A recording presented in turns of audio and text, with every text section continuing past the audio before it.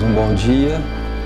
Que a paz de Jesus envolva o nosso sentimento para que juntos possamos aclarar o raciocínio para melhor entendermos, as riquezas que essas lições nos traz para o nosso aprendizado. E dando sequência nos estudos da lição 3, que é o Sublime Visitante, hoje nós vamos fazer a parte 3, que é o encerramento desse capítulo, dessa belíssima lição que traz todo esse aprendizado para nós. E nós paramos no estudo anterior na resposta que Asclépio deu para a pergunta de Raimundo. E depois dessa resposta, ele disse: aproveitarei a lição, Raimundo. Só que essa resposta não é só para o Raimundo, é para todos nós, porque se assim não fosse, André Luiz não enviaria para nós, através de Chico Xavier, essas lições. E depois dessa resposta fez um silêncio naquele salão, naquela câmara, e houve uma nova pergunta, a terceira e última pergunta, depois que Asclépio fez a sua palestra, como se fosse um seminário aí. E agora a pergunta seria da irmã Luciana, que ela integrava o pequeno grupo de André Luiz. E ela então fez a seguinte pergunta: esclarecido mentor, que era o Asclépios, esta é a primeira vez que eu vou à crosta, que eu vou à terra, no objetivo da tarefa definida em socorro. E diante dessa tarefa, ela pergunta: podereis fornecer, porventura, a orientação que necessito? Então, veja bem, é diferente daqui da Terra, porque aqui às vezes a gente nota que às vezes é arrumado um cargo para alguém, às vezes sem ter capacidade, sem estar habilitado a fazer aquele trabalho. Diferente no plano espiritual. Se ela vinha pela primeira vez na Terra, ela já estava o quê? Preparada para isso. Tinha instrução, tinha mérito.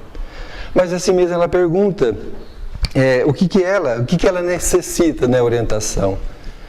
Talvez seria uma resposta que ela queria para facilitar o trabalho dela aqui na Terra, ou não ter dificuldades, podemos entender assim. E o emissário André Luiz diz que novamente o que ele faz? Abre novamente um pergaminho e deixa para que todos leiam. E ele abre no versículo 9 do capítulo 4 da primeira carta de Paulo, da primeira carta do apóstolo da gentilidade aos Tessalonicenses. E esse versículo diz o seguinte: quanto, porém, para a caridade fraternal, não necessitai de que vos escreva, visto que vós mesmos estáis instruídos por Deus, que vos ameis uns aos outros. Isso é básico, Isso é desde lá de Moisés, um dos primeiros mandamentos dos 10 mandamentos das leis de Deus, que não havia necessidade de escrever. Por quê? Paulo disse isso, porque é inerente a cada um de nós as leis de Deus e sabemos o que temos que fazer. Então, seria mesmo dessa fraternidade, dessa caridade fraternal em ajudar alguém, mais ou menos assim.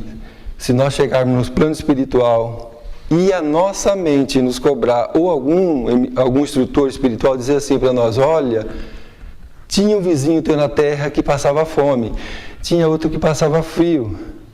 Será que nós poderemos justificar dizendo assim: olha, mentor, eu não sabia que passar fome, passar frio era ruim? Isso não é argumento, não justifica. Por quê? Porque nós sabemos. Nós não precisamos colocar o dedo no fogo para saber que queima, que dói e que leva um longo tempo passará. Mas sabemos que dói. Então nós não precisamos passar pela dor do próximo, mas sabemos que a dor do próximo, ela pode ser amenizada por nós. Então é isso que Paulo disse.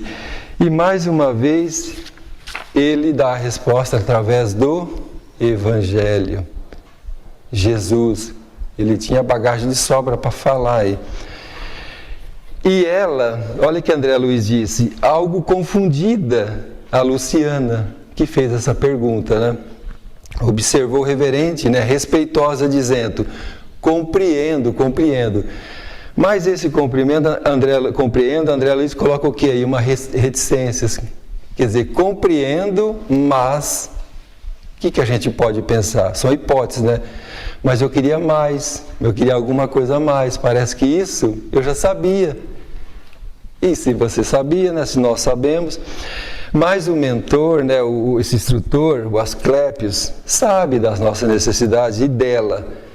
E ele então dá uma continuidade nessa resposta, né?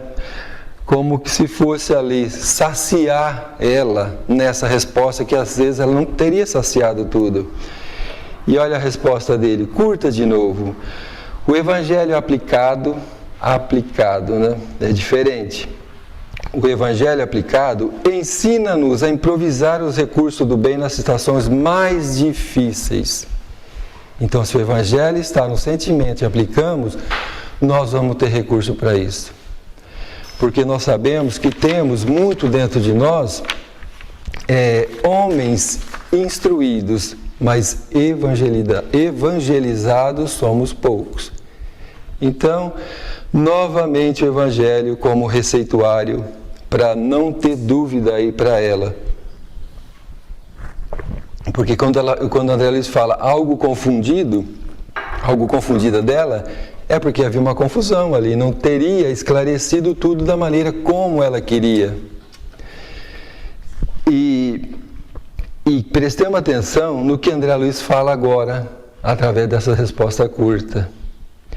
André Luiz diz o seguinte, talvez pelo nosso péssimo hábito de longas conversações sem proveito, adquirido na crosta, né, aqui na terra, não encontrávamos grande encanto naquelas respostas francas e diretas e curtas, né, sem qualquer lisonja, sem qualquer delonga ao nosso personalismo dominante.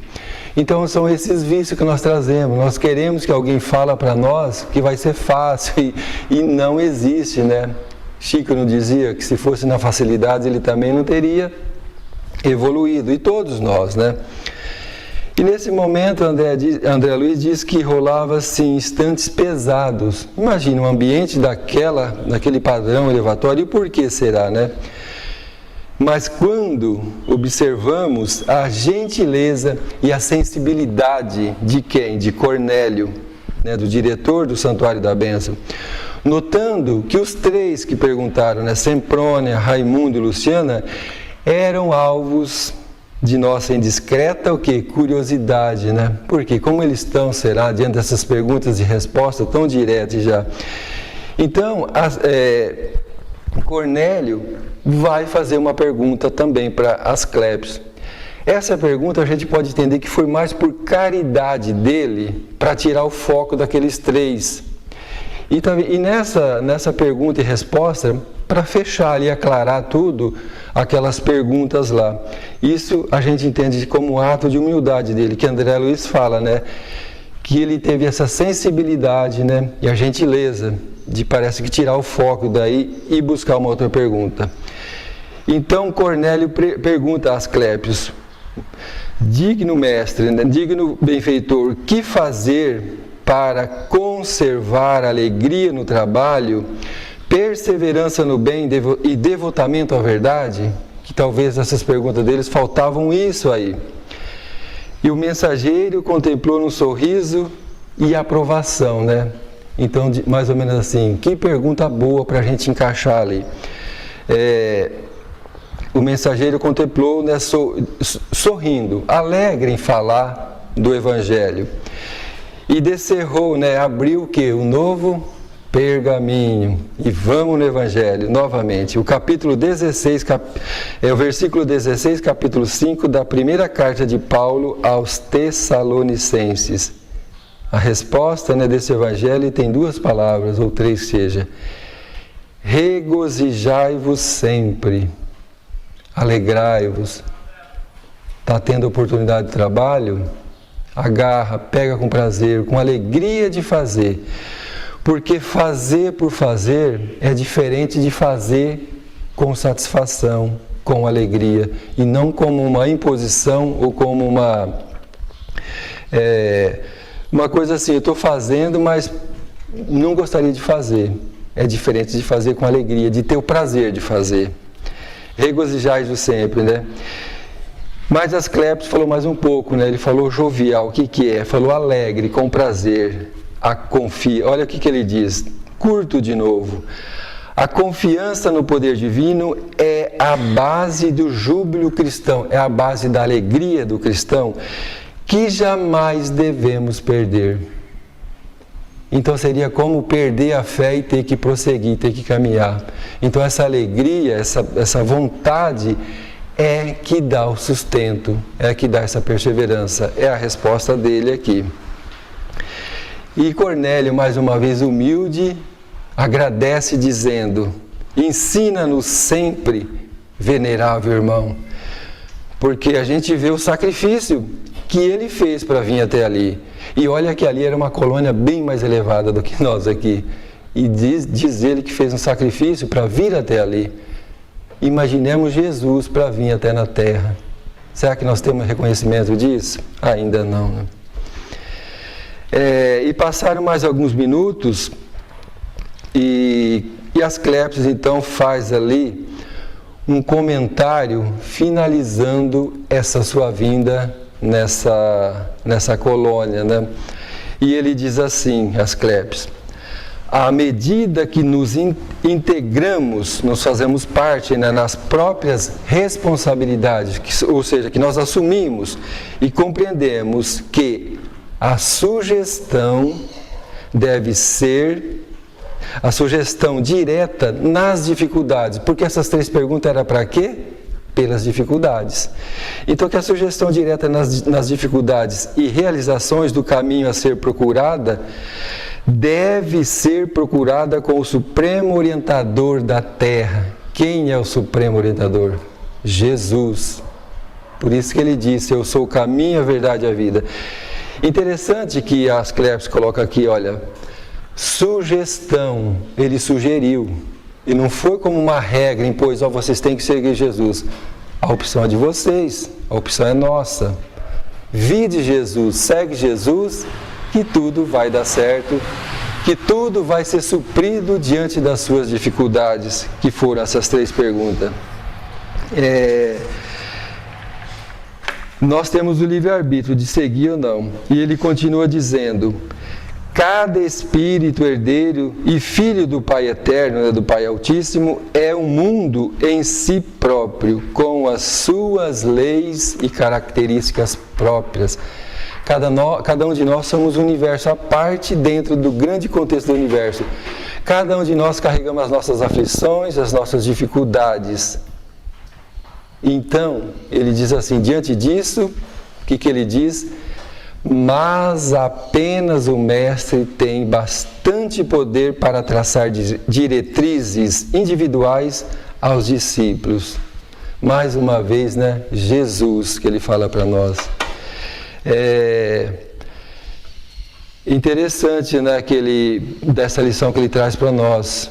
A nossa dúvida, nós temos o Evangelho, temos o Livro dos Espíritos para tomar certas decisões. E chega no momento ali que ninguém queria. Qual que seria? Da despedida desse espírito, né? Que já deixou saudade antes de ir embora. E todos ali muito emocionados. E depois dessa última colocação dele, faz o quê, né? Abençoou a todos que ali estavam, né? Com seu carinho. E desejando a todos o quê? Bom ânimo, siga com Jesus, que as dificuldades serão supridas. E como que eles ficaram, todos que estavam nessa reunião ali? André Luiz diz que ficaram todos felizes. E vimos então esse mensageiro, diz assim, se afastando e deixando um olente, né? Um aroma inexplicável desse perfume. Imagina, né? A sensibilidade do ambiente, o aroma, o clima que ele deixou ali para aqueles que estavam ali. Se lá no Chico, né, as pessoas que tinham essa sensibilidade sentiam alguns perfumes, imagina desse espírito aqui. E nesse momento, ambos os auxiliares que estavam ali naquela cabine, né, como se fossem dois protetores ali auxiliando, eles vão magneticamente, né, desmanchando todo aquele palco, aquela paisagem ali criada. Diferente de nós que quando faz um evento, né, tem que desmanchar todo aquele palco, material pesado, aquela, se for som, projetor, tudo. E ali não, magneticamente, né, eles impõem a mão ali, vai se dissolvendo e volta tudo o que era original do ambiente antes. Aquele vidro, né, aquele acrílico. E então, nesse momento que já Asclepios foi embora, eles ficaram livres para quê? Para conversação mais íntima, perguntas ali, né? E André Luiz, lógico, né, com a permissão do instrutor dele, o Jerônimo, descarrega em Cornélio perguntas. Eu acho que são tantas perguntas que ele nem colocou aqui. Ele vem só trazer o quê? A resposta de Cornélio. Então Cornélio vai dizer para nós mais ou menos quem é esse espírito, da onde ele vem, com essa envergadura moral espiritual que deixou nesse aprendizado. E então vale a gente ler na íntegra aqui. Cornélio diz: Asclépios pertence a comunidades redimidas, né? Ou seja, livre de culpa, livre das nossas imperfeições, e que pertence, redimida desses planos nós aqui imortais, e que vive nas regiões mais elevadas da zona espiritual da Terra. Ainda ele pertence à Terra. Vive muito acima das nossas noções de forma em condições inapreciáveis à nossa atual conceituação da vida. E ele está falando assim, a nossa conceituação. Cornélio está falando, né? Que ele é um espírito muito mais elevado que nós. Imagina nós. É inapreciável, não tem nem como apreciar, não tem nem como usufruir, gozar desse ambiente que ele convive, o Asclépios, né, nesse padrão tão elevado moral espiritual. Ele já perdeu todo o contato direto com a crosta, né, com a terra, e só poderia fazer-se sentir por lá onde? Aqui na terra, através de enviados e missionários de grande poder. Então, para a nossa linguagem assim, mais simples, seria como se fossem os procuradores dele que viessem aqui a serviço dele, de tão elevado que ele é. Aqui, né, como Cornélio fala, apreciável é o sacrifício dele vindo até nós, embora a nossa melhoria, né, em recebê-lo, ele na nossa posição em relação aos homens. Então, o que o Cornélio diz? Eles se elevaram para receber ele, e eles já muito mais elevados do que nós aqui encarnados, que Cornélio está dizendo. E ele disse que esse espírito vem por aqui, nas colônias deles, raramente. Não obstante, algumas vezes, outros mentores, né, dessa mesma categoria, desse mesmo padrão moral espiritual, visitam com o objetivo do quê? Da piedade fraternal, de ensinar, de acolher, de fazer o que nessa hora, né? Pela gentileza de ajuda. A vir angariar força, a vir como que se fosse recarregar a bateria deles, desses três que perguntaram. Eles estavam precisando de se fortalecer e foram realmente recarregados para ter essa perseverança no trabalho aqui no Bem na Terra. Não poderíamos, por nossa vez, demandar o plano de Asclépios. André Luiz pergunta, nós não poderíamos visitar onde ele vive, esse plano dele?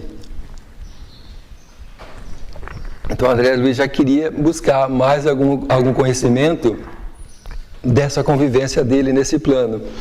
E Cornélio então diz, olha André, muitos companheiros nossos, por merecimentos naturais, méritos de trabalho, alcançam, né, como prêmio essas viagens. Mas não só nas esferas superiores do planeta, que nos serve de moradia, mas também no círculo dos outros mundos. E ele dá um sorriso e continua dizendo, o objetivo que eles vão visitar Não devemos esquecer, porém, que a maioria que efetua essas excursões somente na qualidade de viajores. A maneira de jovens estudantes que visitam, de passagem rápidas, outros institutos técnicos de administrativo de grandes noções. O que a gente entende?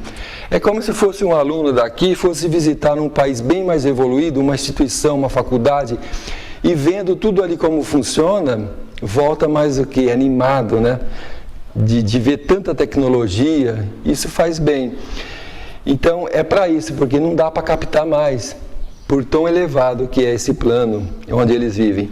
Raros são ainda os filhos do planeta em condições de representá-lo dignamente em outros orbes e círculos de vida no mundo e sistema.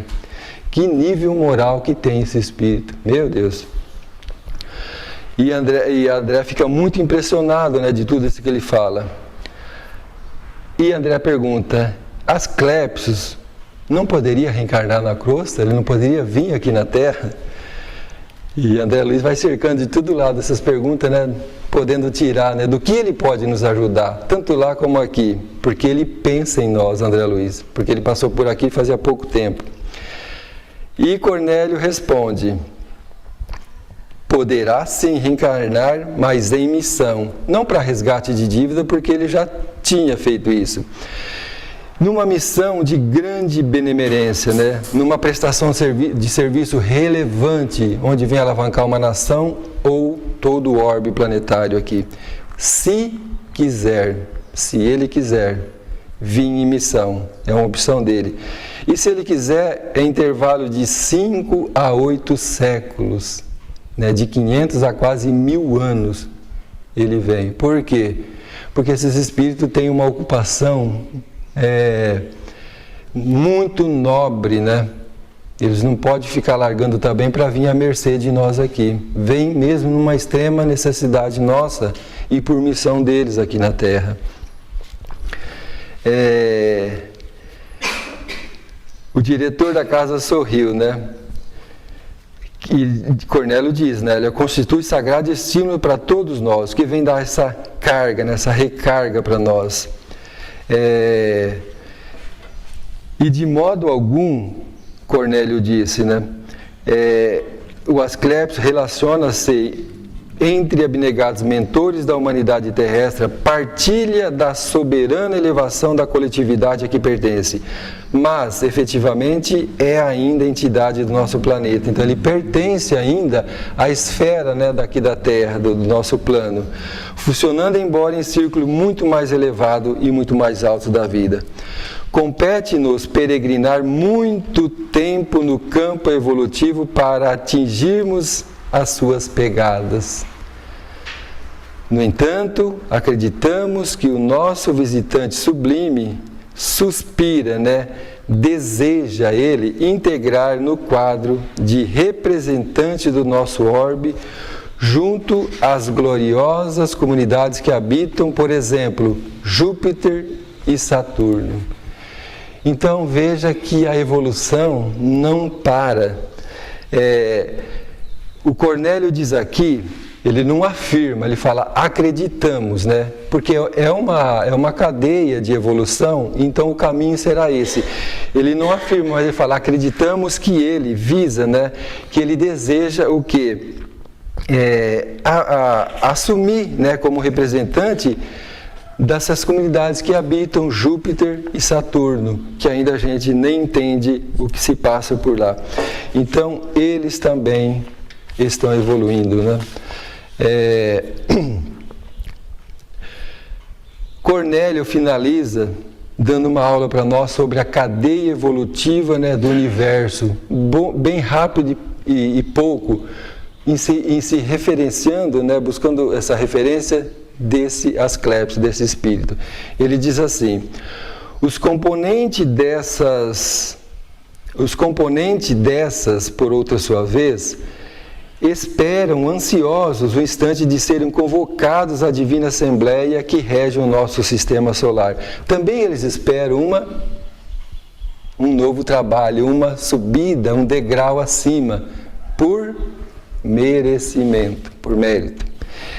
Entre essas últimas, né, que são esse exemplo do Júpiter e Saturno, estão os que aguardam cuidadosos e vigilantes o minuto em que se serão chamados a colaborar com os que sustentam a constelação de Hércules, que é a nossa constelação, a cuja família pertencemos, todos nós, né, nesse orbe terrestre, que inclui tudo, né, desse total. Os que orientam nosso grupo de estrelas aspiram naturalmente a formar um dia na coroa de gênios celestiais que amparam a vida e dirigem-na no sistema galáxio, né? É essa palavra que eu busquei, né? Dessa galáxia que nós pertencemos, em que nos movimentamos, que nós fazemos parte. E sabe, meu amigo, que a nossa Via Láctea, viveiro e fonte de milhões de mundos, é somente um detalhe da criação divina. Uma nesga, né? Uma fita estreita, né? uma pequena abertura do universo. As noções do infinito encerram. No livro A Gênese, né, Kardec coloca lá que o planeta Terra é um planeta periférico. É quase um planetinha imperceptível diante da galáxia, né? Quase que... Tanto é que ele fala, se acabasse com o planeta Terra, não teria quase problema nenhum, porque tem outros planetas que substituem.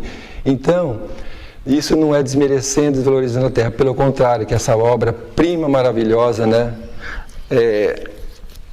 feita também com a colaboração de Jesus. Mas para ver o quanto nós somos pequenos ainda, né, diante de todo esse universo. O quanto nós temos que ter mais humildade. A gente entende melhor, porque Chico dizia que ele era um cisco de Deus. Ele compreende bem melhor que nós, né, dessa grandeza, dessa grandiosidade do universo. E André termina lições dizendo, diante de todo esse aprendizado, as noções de infinito encerram a nossa reunião encantadora do santuário da bênção. Cornélio estendeu as mãos, almejando-nos felicidade e paz, desejando todos uma enorme impressão entre a saudade e o reconhecimento. Que reunião que foi essa, né? Que André Luiz nunca tinha visto, né? Ele que convivia no nosso lar, um espírito dessa altura, né? Do que foi passado ali, né? Do ambiente, né? Do padrão vibratório. A gente vê que a nossa evolução ela é infinita e que esses trabalhadores, como as Asclépios, eles sempre buscam o quê? Para o prazer, o trabalho, servir. Não é o descanso, né? Então isso vai trazendo o quê? Como um lazer, essa coisa gostosa de fazer, que é o trabalho. Então nós estamos no início, né, dessa caminhada. E isso não é para nos desanimar que estamos no início, mas é para nos dar estímulo diante de tudo isso que nós estamos vendo, né? Provavelmente eles vêm trazer isso para nós, como trouxe nessa reunião ali, para a gente se estimular, para a gente ter esse prazer de melhorar, de crescer. Porque Jesus nos disse, olha, há muitas moradas na casa do Pai e estão nos esperando, né? Porque se nós somos filhos de Deus, nós somos herdeiros legítimos de Deus. E há todo o universo à nossa espera, né? Mundos felizes para que a gente trabalhe com mais prazer. Como ele fala assim, em resumo, em síntese, o que nós tiramos dessa lição para nós, para o nosso proveito, né? Dos 3 que perguntaram, provavelmente eles sabiam o que fazer, porque eles já estavam preparados para isso. Todas as respostas de Asclépios disse o quê? Vinde Jesus, vinde Evangelho. O Evangelho que está no Evangelho segundo o Espiritismo e que está na Bíblia, todos esses Evangelhos, para todas as religiões. Ninguém de nós podemos ignorar. Ou alegar ignorância que não sabemos, qualquer que seja a religião. E ele poderia dizer assim, nessa resposta, o que a gente pode entender que ele quis dizer assim, mais ou menos?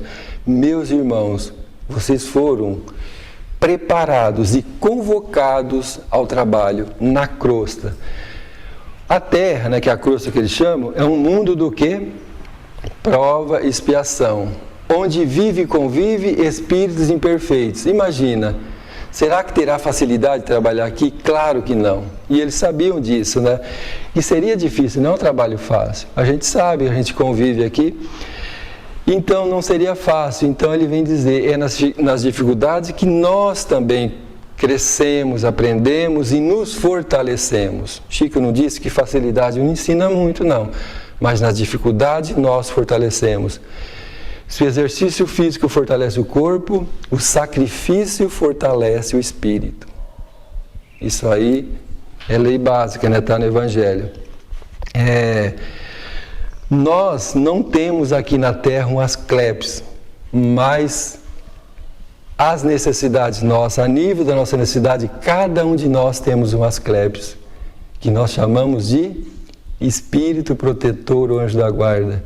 Consultemos ele, como esses três perguntaram, através da nossa consciência, através da nossa intuição, pela nossa inspiração.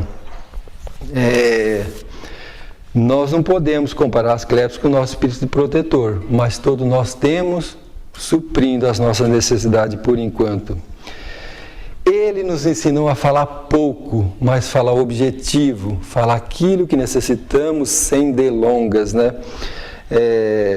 Não é por muitas palavras, não é. Até porque nós somos todos espíritos imperfeitos. Nós não podemos pegar a mensagem de Jesus e tentar corrigir os outros, porque nós precisamos de corrigenda. Nós podemos buscar um exemplo muito simples. Um pai aqui na Terra que é um fumante, fuma um maço, 2, 3 por dia. E tem um filho que vai crescer, chega na adolescência, 18 anos, começa a fumar. Esse pai vai reprimir o filho, vai proibir que ele fume. Esse pai está errado? Não. Mas ele tem moral para isso? No exemplo, não tem. Então ele pode às vezes colocar o castigo e reprimir, não vai dar bom resultado talvez. Mas é como falar. Esse pai pode chegar nesse filho, ainda com esse defeito, e dizer, ter humildade, dizer assim: filho, eu sei que não tenho moral para te falar, para te proibir de fumar, mas te peço encarecidamente, se gosto muito de você, falo por conhecimento de causa, não fume, que isso faz mal, prejudicial à saúde. Já tentei parar por diversas vezes, não consegui, sei que vou conseguir, mas ainda não. Então te peço, não fume. É a sugestão que te dou, não fume. É mais ou menos assim. Então, em se comparando da nossa evolução moral e espiritual, todos nós, nessa comparação, somos fumantes, somos espíritos imperfeitos. Temos que falar com essa humildade que somos imperfeitos. Não tentar corrigir, mas sim dar sugestão. E cada um que absorve o melhor para cada um. Porque esse ascendente moral ainda, nós temos essas diferenças. Um pode... Se a gente convive com alguém que é melhor, a gente aprende no exemplo. O exemplo ensina mais do que as palavras. Porque que adianta eu falar, mas não fazer, vai se tornar até pior ainda aquelas palavras que eu passei. Jesus não condenou, né, a mulher adúltera. O que ele fez ali? Sabendo que todos eram pecadores, todos eram imperfeitos, disse: quem não tiver pecado, que atire a primeira pedra. E o que fizeram? Todo mundo foi. E nem ele condenou. Então, essa belíssima lição é que nós possamos guardar o nosso sentimento de como falar, quando falar, para quem falar, da maneira que falar. E mais sim no exemplo que fala mais forte. Agradecemos a André Luiz por mais essa belíssima lição de aprendizado para todos nós. Um bom domingo e muita paz.